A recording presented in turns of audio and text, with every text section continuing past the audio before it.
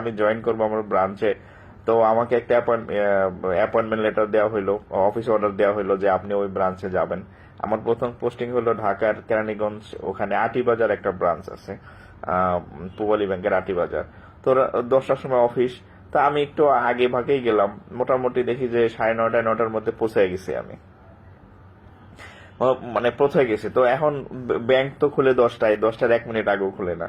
পৌঁছে গেছি, আমি কারো চিনি না কেমনি কি। পরে গিয়া নক করলাম ব্রাঞ্চে, কেসি গেট লাগানো। তো একজন হচ্ছে বয়স্ক করে সিকিউরিটি গার্ড এসে গেট খুললো। তো আমার বললো কি, ভাবছে আমি কাস্টমার। আমি বললো যে গেট হচ্ছে ব্যাংক 10টা থেকে শুরু, আপনি 10টায় আসেন। হ্যাঁ, 10টা থেকে শুরু, আপনি 10টায় আসেন। তা আমি বললাম, সালাম দিলাম মুরব্বী। আমি বললাম আমি তো আসলে ব্যাংকে আসছিলাম, আমার এই পূবালী ব্যাংকে চাকরি হয়েছে, তো হচ্ছে আমি আজকে জয়েন করতে আসছি, আমার আজকে জয়েন করার কথা।